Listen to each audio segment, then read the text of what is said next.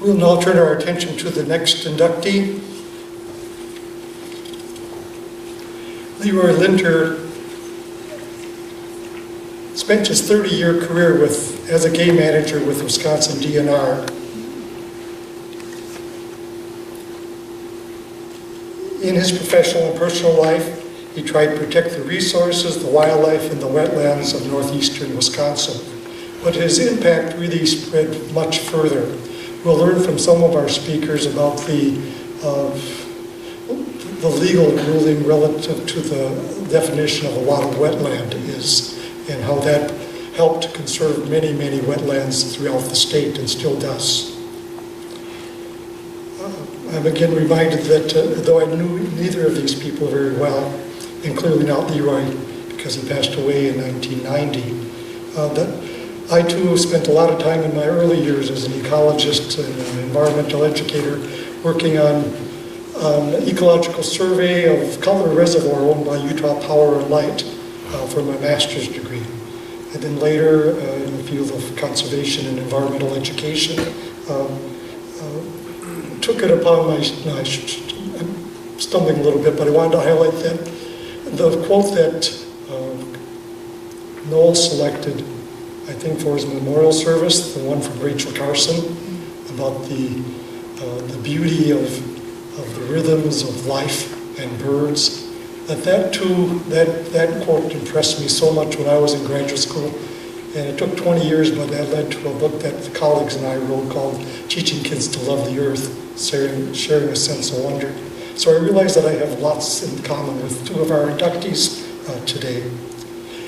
With that, let's move to, Leroy was also a gifted naturalist, shared his passion for nature and wild places through his teaching and writings. We have 4 speakers who will comment on his accomplishments. Steve Miller, the former State Wildlife Director and Lands Division Administrator, worked with Leroy. And then following him, we'll have Adrian Whitevan, who is currently the Timber Wolf Alliance Coordinator and a former wildlife biologist with the DNR. And then following those two, we have 2 daughters, Judith and Julie, who will provide another maybe family spin on the great accomplishments of Leroy Lintereur. With that, let's begin with Steve Miller's.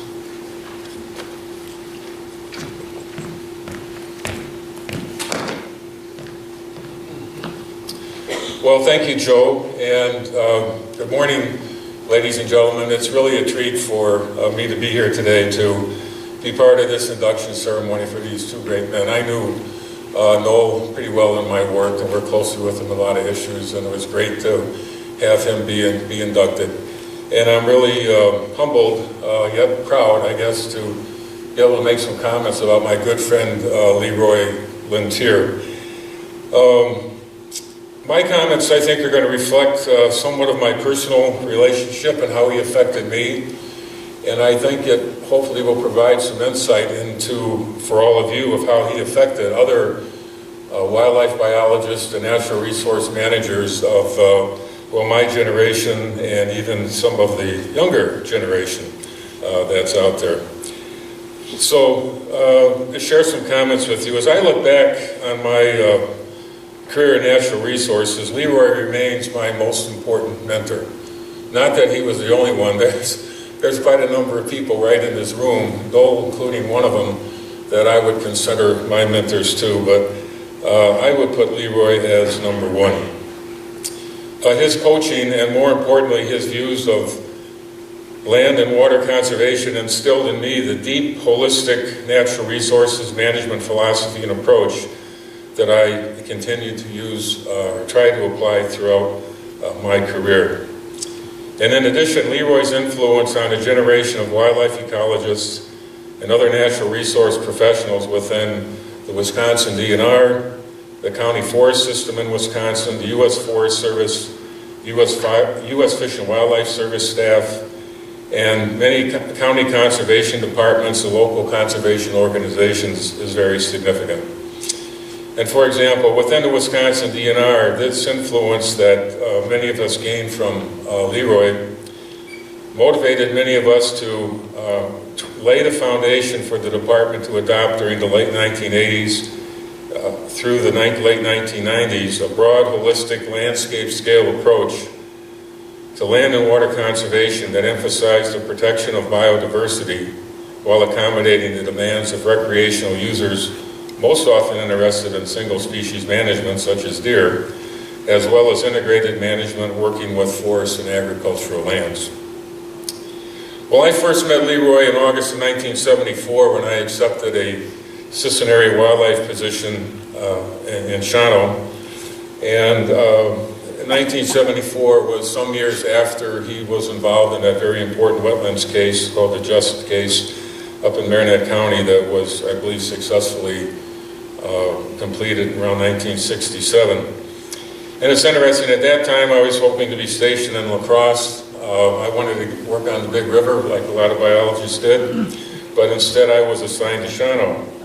Leroy was the area wildlife manager at Marinette, and at that time that Marinette area included Shawano and Oconto counties, Marinette County, Florence County, and Menominee County, the Indian reservation. But looking back now, I consider it very, very good fortune that I started in Shawano versus La Crosse. Otherwise, I'm sure I never would have had the opportunity to work for and study under Leroy. Well, I spent roughly 5 years at Shawano, and it was extremely rewarding.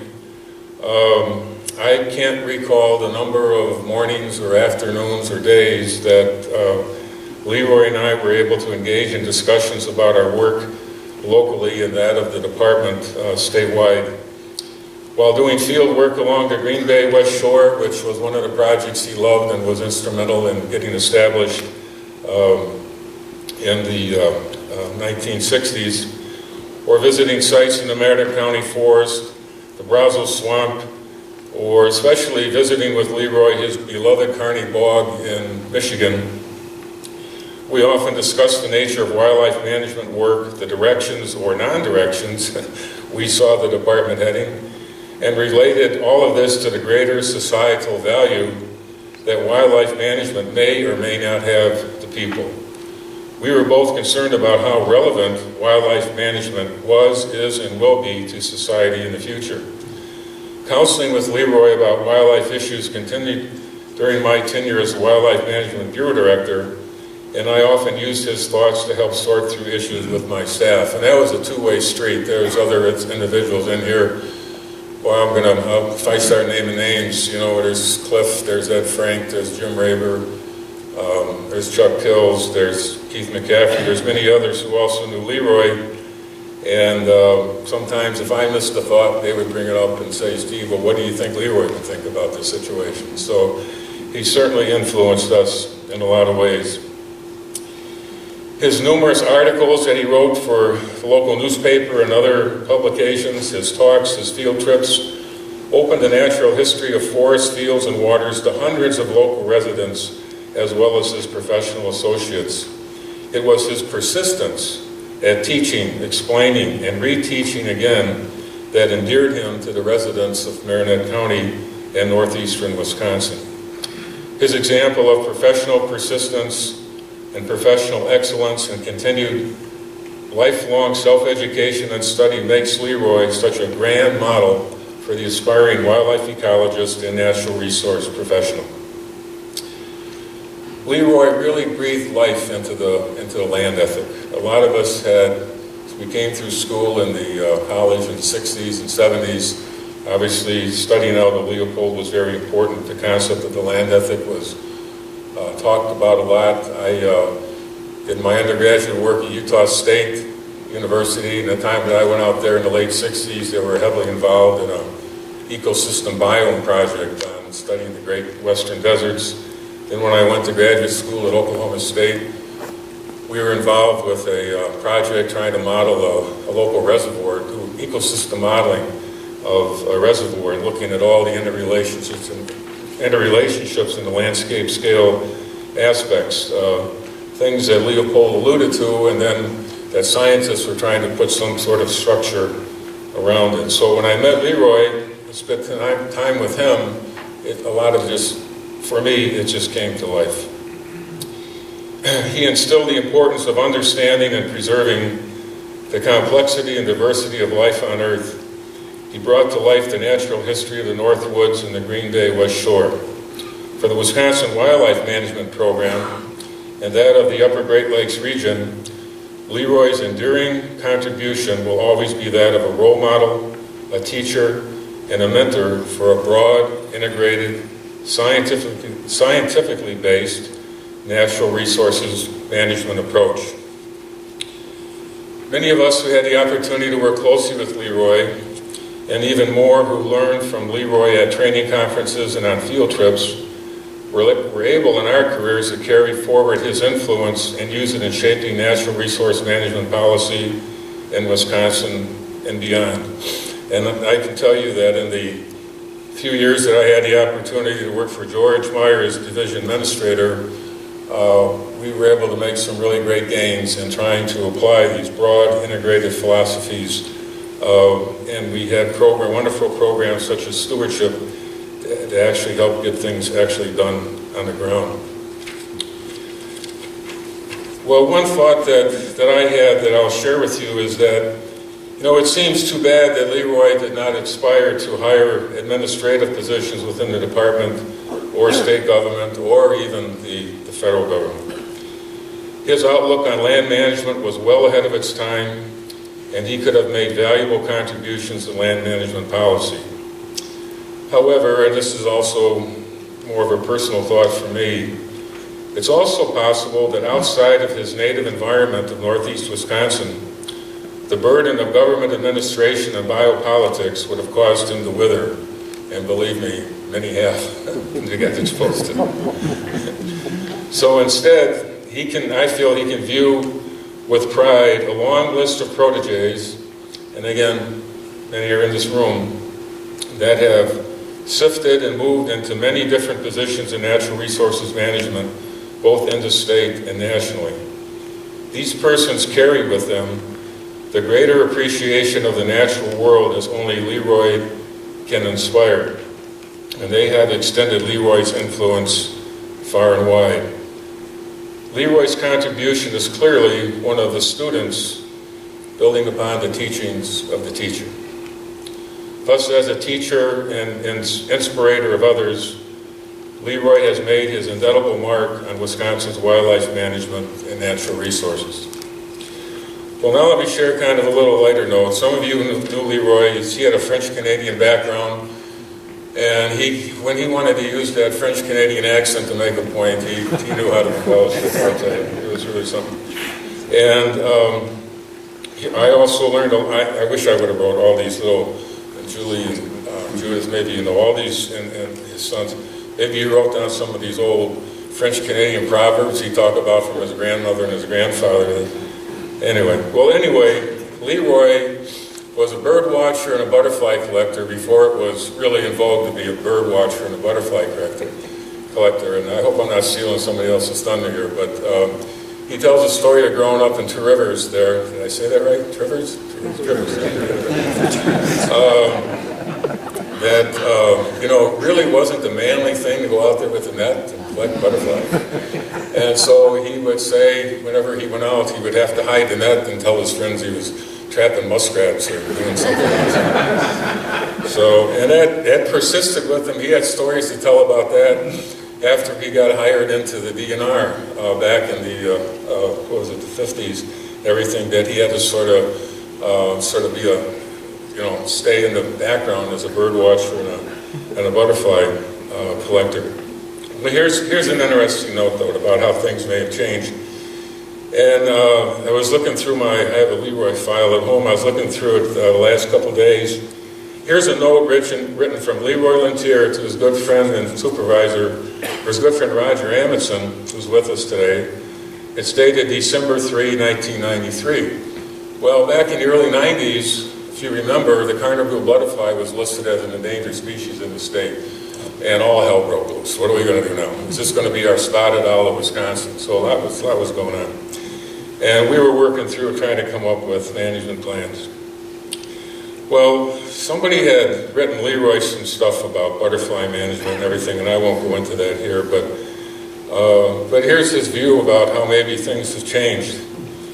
He says, on another note, As an individual who for 30 years was a lepidopterist, it's wondrous to see so much interest in an obscure butterfly species. You would think they were shark tails or deer or bear or something. And Jim Raber, now Jim's here. Jim was our district wildlife supervisor out of Green Bay at the time. He says Jim Raber may be around long enough to issue the wildlife manager's butterfly nest. And then he says, I hope to be here as an advisor, but he adds, but this, alas, may not be the case, because Leroy was ill at that time. And then he quotes with this, which is just classic. In any event, fellows, I could just hear him saying this with this French-Canadian accent. In any event, fellows, bear the net with pride. We are in the dawn of a new era. So, you really got to appreciate that. Bear the net with pride. We are in the dawn of a new era. So, again, I love this man, and I love the influence that he's had on conservation in Wisconsin. Thank you.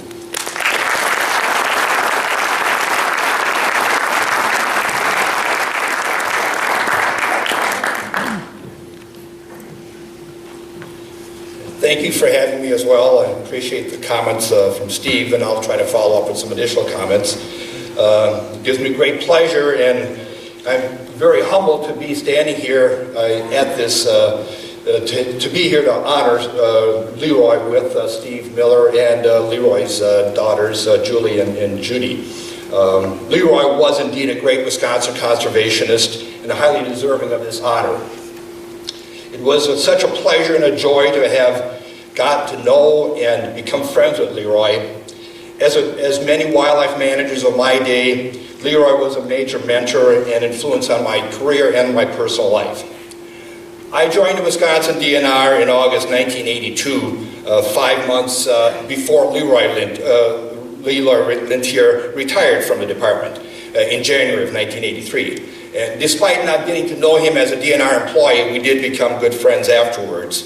In 1984, I moved to the Shawano office, the same station that Steve had and was a DNR wildlife manager for Shawano, Oconto, and Menominee counties within the Marinette area.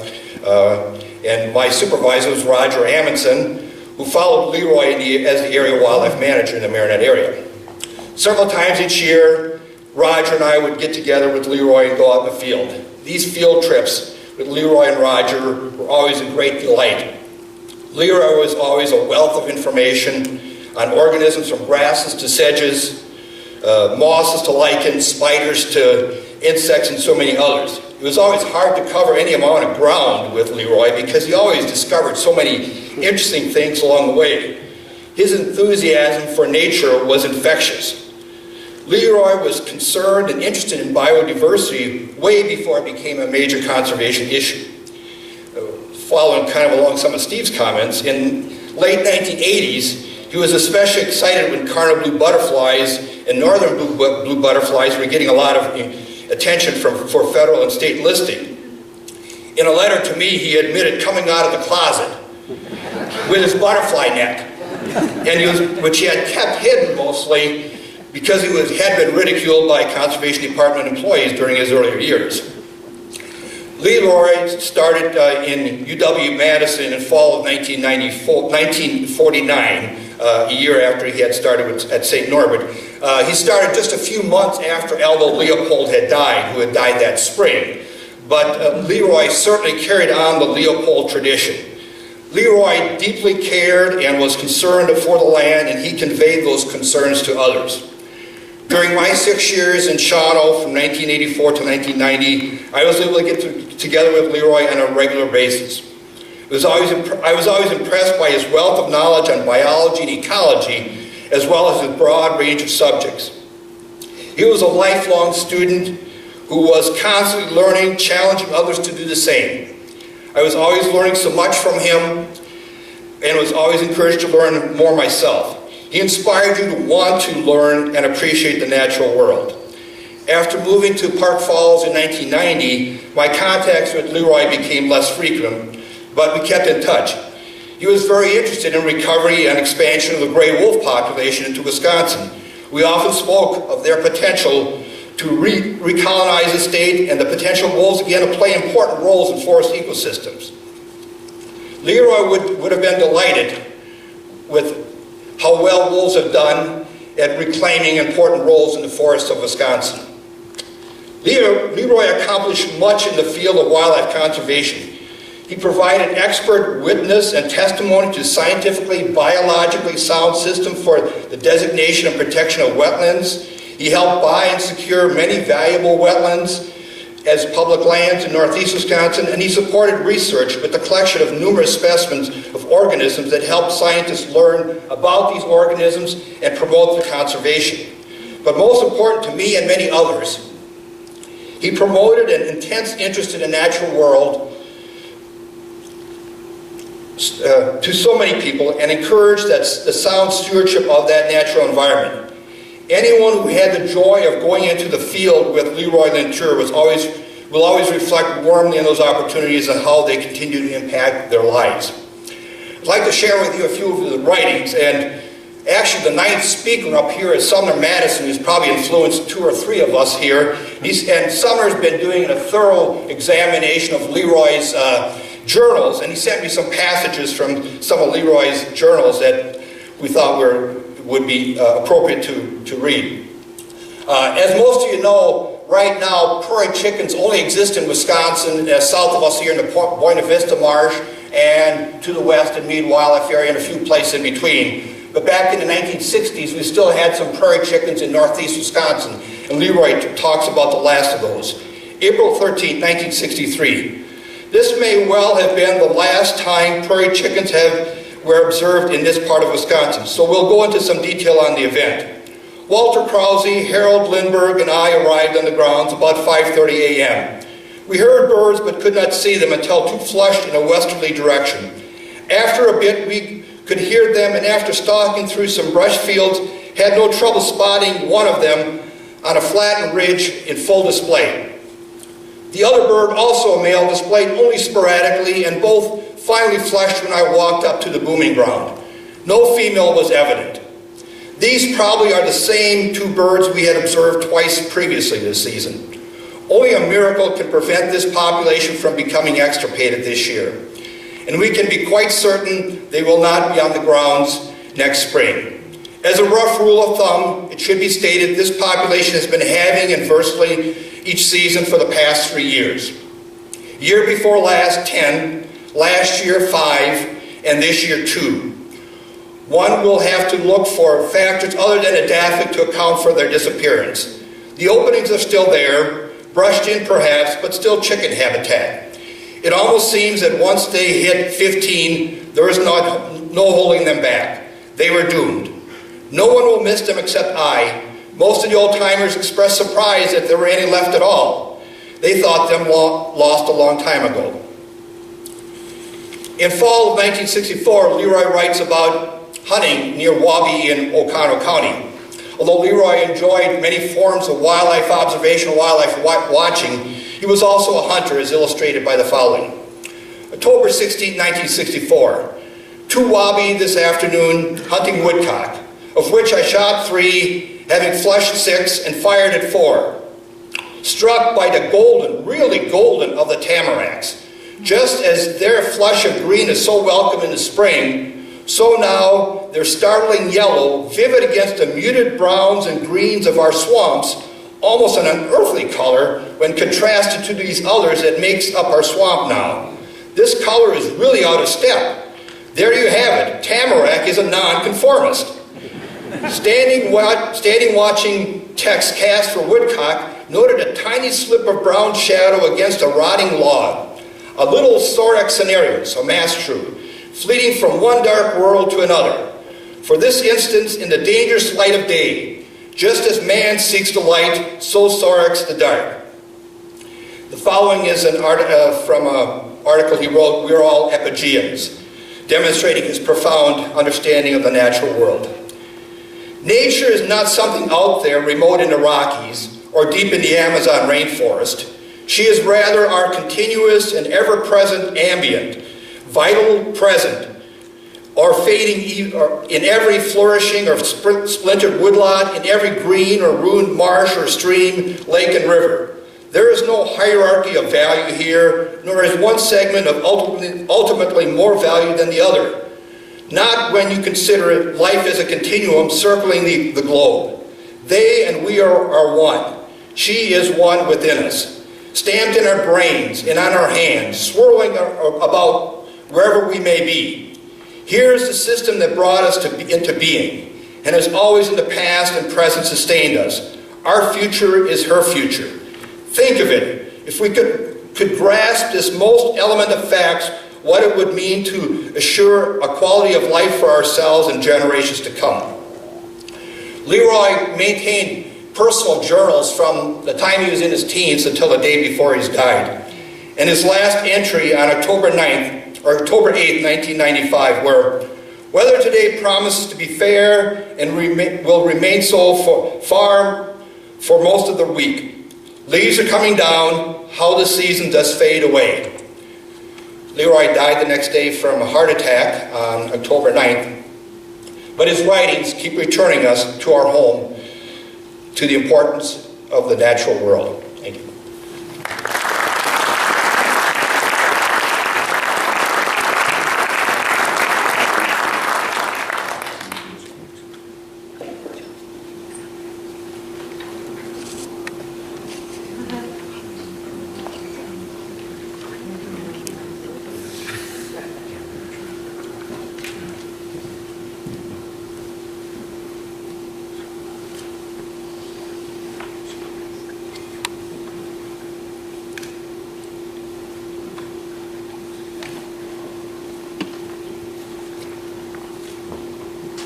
Ooh, Adrian, that really got to me. That was really good. Thank you. My sister, Julie Lintereur Misty, myself, Judith Lintereur Johnson, are going to present a PowerPoint. But we'd like to, first of all, just very, very briefly introduce our families. Go ahead. Okay, I'm going to introduce my family first, if I can remember their names right now. I'm going to start with, first of all, our brother Phil Lintereur from Florida, Mims, Florida. And then next of all, my daughter Marie Kubicek and her son Ben. Next, Katie Visty Whitman and her spouse, Andrew Whitman. My son, Fred Visty. And then Dave Visty and Tim Kuntz. I'm sorry, Tim.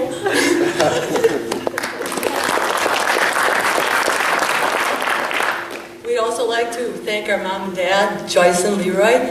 I'd like to thank my husband, Wendell, Joe, and his two exceedingly well-behaved daughters for 98% of the time, right on. And my brother Phil, our two brothers, Dan and Greg, who could not be here today, but would just be absolutely thrilled by this event. So I'm going to begin. Okay, greetings, or more appropriately, bonjour.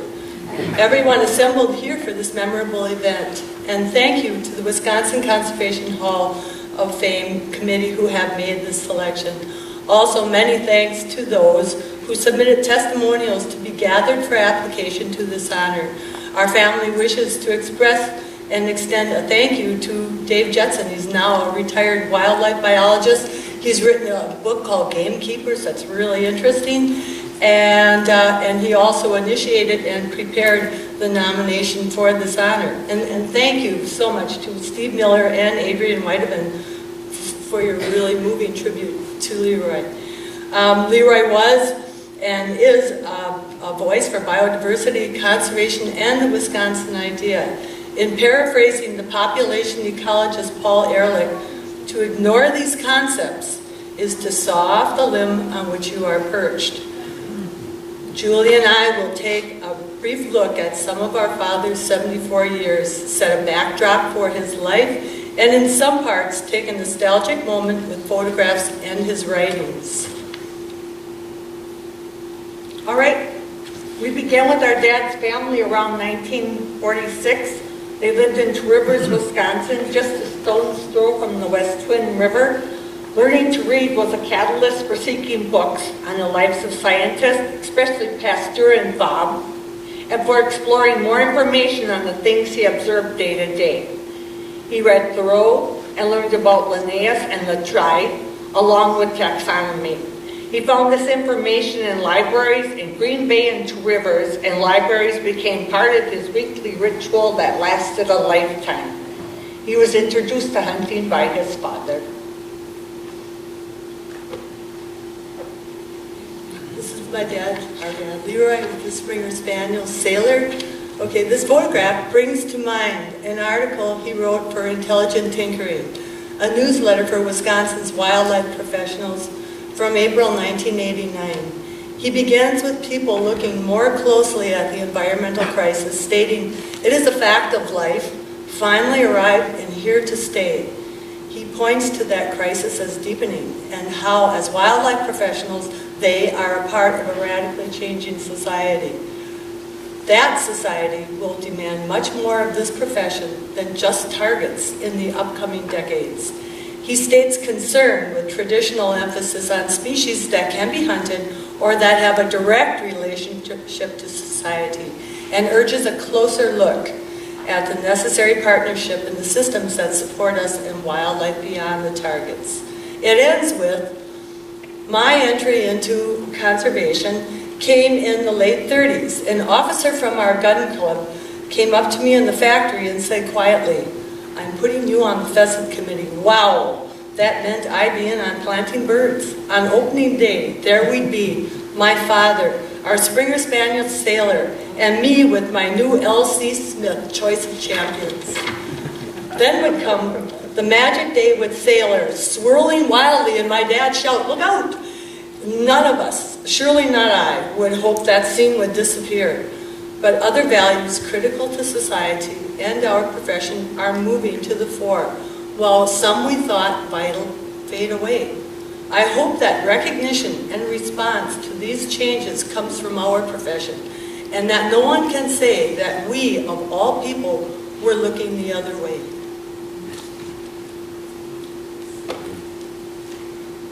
All right, this is Dad and Mom. They were married in Two Rivers in St. Luke's Church in early September 1949. Dad is a student in Madison, and they moved to Badger Village, an old site for ordnance during World War II, and now having become a community of neighbors who commuted back and forth to Madison. It is from his university time that he enjoys met and maintained friendships with many friends throughout their lifetime. Families got together and did little plays, gathered their children, and yes, they sang varsity, and if you want to be a Badger. At the end of our second year, oh gosh, okay, when prompted to ask about our dad getting older, what were we to do? To which we would both pipe up, "Take care of dear old Dad." Dad's career with the Department of Natural Resources began in Burlington. He took this honor seriously with his background in the natural world. Having kept a journal since 1931, he swirled his ideas and interest into his career.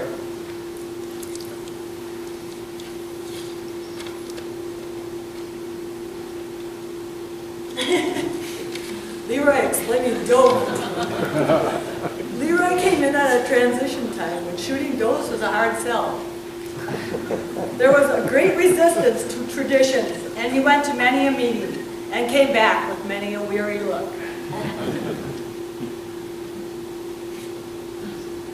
Leroy was very at ease with handling both game and non-game species and was a spokesperson for habitats and niches, weaving them into an exploration and appreciation of the roles occupied in the world. He did this with each sedge, grass, spider, pillows of moss, insects that one might never see, never walk past anything. He set up a path of curiosity for all to follow.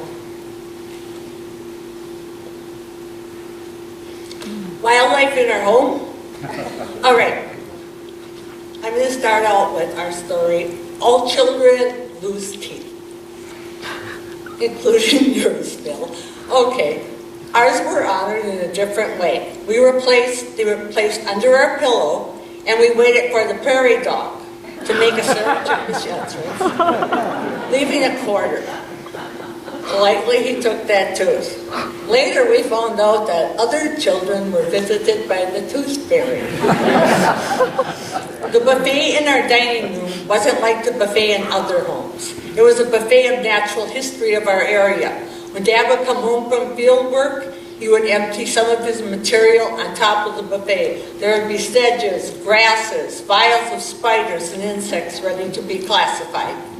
Seasons came and went, with a timely present for our mom from Dad of a flowering willow, witch hazel, or other representation of the phenology of that season. Our home at times was a recovery station for injured animals. Among these, hawks, owls, ducks, geese, songbirds, and the occasional fawn. We learned handling techniques and became acquainted with their exquisite characteristics and habits.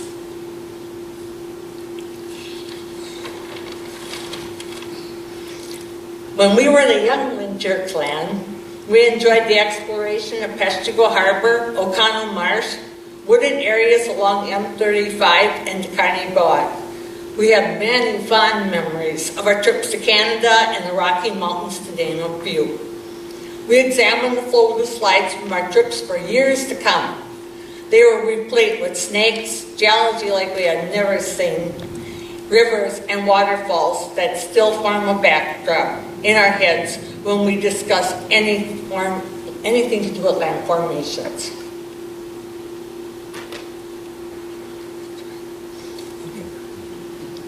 Leroy had a deep appreciation for the Carney Bog in Michigan, which is a butterfly net.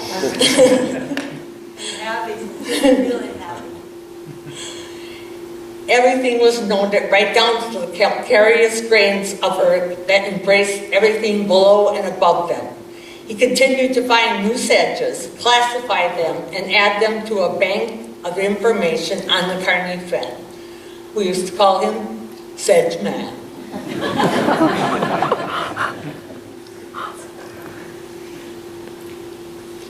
Seagull Bar field trip. Leroy gave many field trips to the Seagull Bar natural area. This was a perfect stage for explaining the natural communities of wetlands, marsh, and shoreline. There is now a monument there commemorating this area. It states, and we don't have the monument, but in memoriam and with gratitude to Leroy J. Lintereur, every plant, every creature was given fond and honorable mention and recognition by Leroy J. Lintereur, a retired wildlife manager and avid naturalist. Leroy reminded us we are all epigeans. There is no wall between man and environment. We are one. In that spirit, seek out the natural communities surrounding you, keeping them alive for generations to come. I was going to also get a little bit into the article from New Month magazine. We are all epigeans, but Adrian did such a beautiful, beautiful job. I just wanted to give you a little backdrop for that. It was an article that began it with recognition of a plant called Trailing Arbutus, and its genus name is Epigea, and that is Epi is upon, and then G is the word for earth. So upon earth, and he said, you know, that particular term, when we think in terms of Epigeans, it's easily shared with all of us, and he just really lived that theme. So I'm just going to end with he wrote a little. Little things in his books. And we're going to end with that. And thank you very much for giving us the honor to talk about our dad and to listen about our dad as well.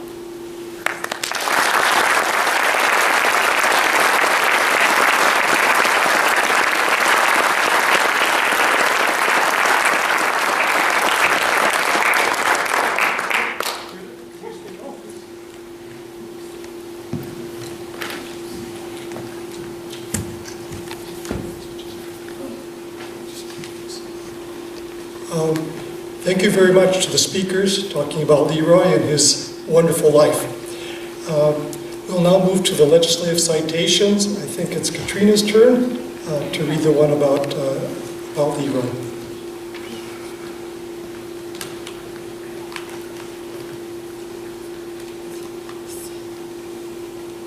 Well, as always, it's an honor to be here, and I want to thank the Wisconsin Conservation Hall of Fame for bringing us all together each year to honor people who are truly inspiring and who leave behind an incredible legacy for our state and also for our nation. I think Wisconsin has a long history of leading the nation in conservation, and it's people in the room today and the people we get to honor each year who truly are making a mark. So thank you all. So I'm here today to present a citation of commendation from the state of Wisconsin. Know you by these presents. Whereas every year, the Wisconsin Conservation Hall of Fame inducts a select group of individuals into the Hall of Fame to recognize the important contributions each has made to resource management in the state. And whereas Leroy J. Lintereur has been chosen as a 2016 Wisconsin Conservation Hall of Fame inductee for his lifelong commitment to acquiring, protecting, and enhancing natural resources in northeastern Wisconsin. And whereas Leroy was born on November 22nd, 1920 in Two Rivers, Wisconsin, and whereas Leroy developed an appreciation for the natural world at an early age, keeping an almost daily journal for over 30 years in which he recorded his natural history observations and personal reflections. And whereas Leroy served his country in the Army during World War II, later studying biology and wildlife management at UW-Madison.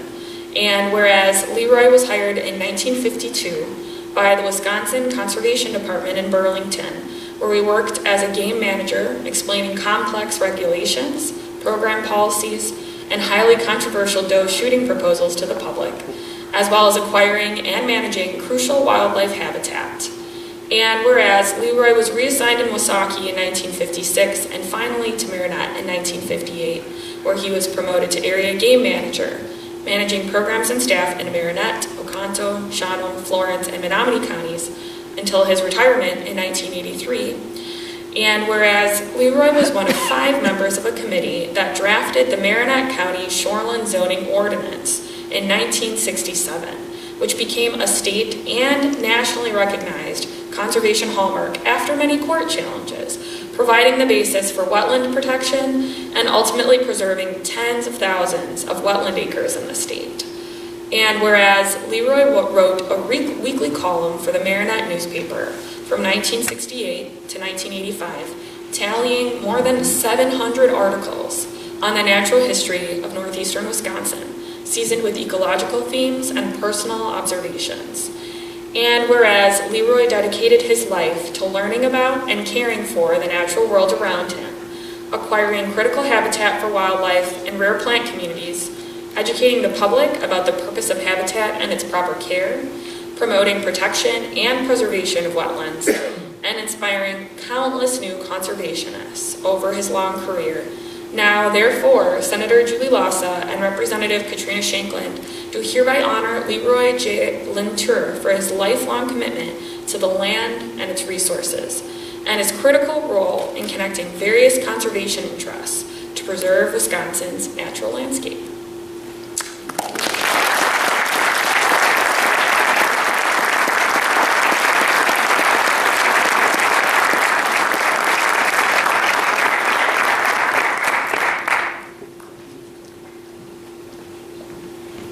Thank you, Katrina and Julie, for helping us with these legislative citations.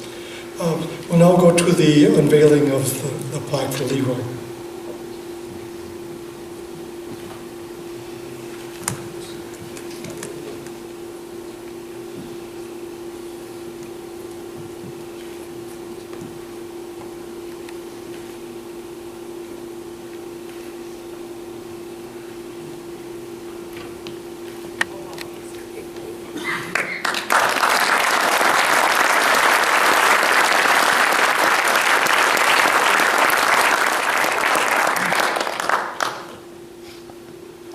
As noted earlier, the plaques stay with the Hall of Fame in Speakley, but we do have a replica of that the daughters can fight over.